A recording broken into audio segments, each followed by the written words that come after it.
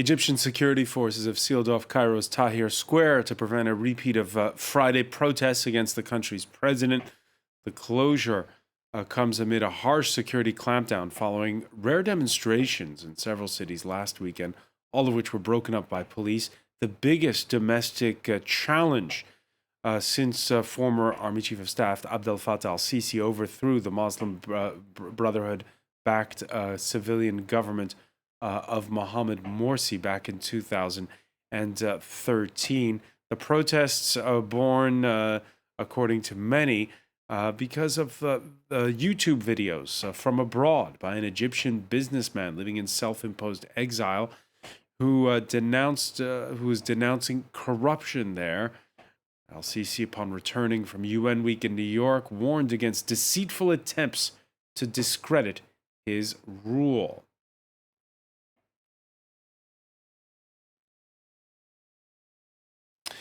Well, for more, we turn to France 24 senior producer Mohamed SALEM. First of all, Mohamed, what information are you garnering regarding what's going on, not just in Cairo, because the world media tends to focus on Tahrir Square, that emblematic place from the Arab Spring, but throughout Egypt this Friday? Well, Tahrir Square and the whole downtown is barricaded. Actually, they closed a lot of metro stations, and there's a lot of security forces over there.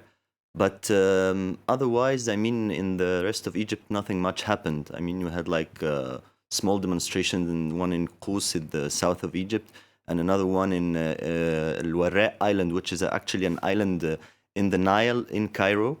And this island has the whole story, but there's a fight over it between security forces or the regime and the people because they want to get the island and construct buildings and stuff like that.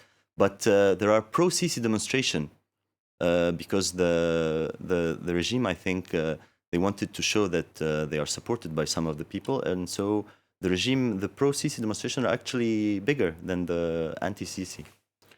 The demonstrations happened last weekend, caught everybody by surprise.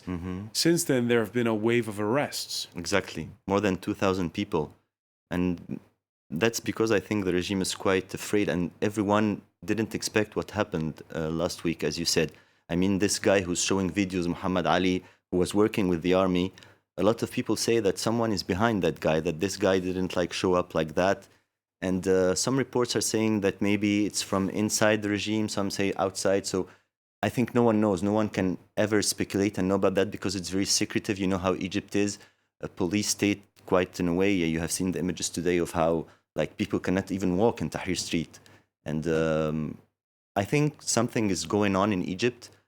We don't know exactly what, but something is happening. This guy, Muhammad Ali, is really strange. And the way the videos have online today in Egypt is quite, it's quite crazy in a way. Why is it crazy? Explain that. Because the country is, I mean, not everyone, but a lot of people have internet in Egypt, and everyone is watching these videos. I was in Egypt not far, not long time ago, and as I arrived, people started talking to me about these videos. So why do these videos have that weight? And because the guy also is denouncing a lot. He was working with the army and he's denouncing the corruption inside the army. He's attacking Sisi really frontally. He's talking about also his son. He's talking about how Sisi maybe had made enemies inside the regime because of the way he's holding the country. But I think Sisi is still in power and Sisi still controls well.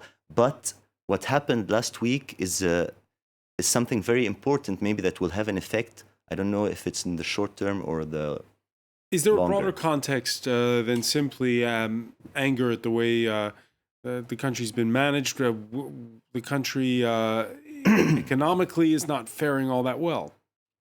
No, not that well. I mean, some would say it's getting better. Some would say that the growth numbers are better, but people are really having a hard time to live, and Egypt is full of poor people. And when I talk to middle-class people, I think they do not feel that. And also maybe the poor people also are afraid. I mean, a lot of people said that last week, people broke this fear barrier, but people don't want to get killed or arrested, and they know how hard the regime is. I was going to say, if we remind our viewers, 2011, there's this moment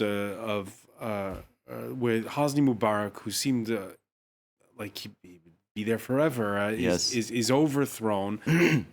First civilian president ever elected. It gets rough. There's he's ousted. There's a lot of blood, and a lot of people at the time said, "We're just through with politics. We don't want any more Exactly. politics." Exactly. And a lot of people still say it today. You know, when I was in Egypt, I was in a taxi, and the drivers was really a young boy, and he like young man, maybe 22, and he told me, "We're just spectators now. We don't want to play anymore. Like we just want to live and to gain our days, but." At the same time, a lot of people cannot live anymore, and they have really hard economic situation. And they saw that guy who's saying Sisi is building palaces and Sisi is spending billions, and he's criticizing Sisi, and the people started. I mean, I don't think Sisi is getting more popular by the days passing. On the contrary, I think he's getting unpopular. Getting more unpopular. One final question now: Do we have any idea where it's going to go from here?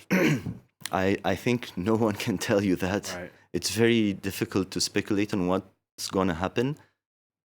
We will see. I mean, the days will show us. But something happened, and I don't know if these videos are going to continue. I suppose yes. What will he say next? Will the people still follow, or will the regime be able to finish all that? And it's very hard to know. All right, and we'll see this Friday evening if there are demos after night falls. That's what I was thinking. Maybe that people would go out by night because everyone is expecting them by day, and I don't know. Mohamed Salem, maybe not. I want to thank you so much. Thanks. Stay with us. There's much more to come here on France 24. More news.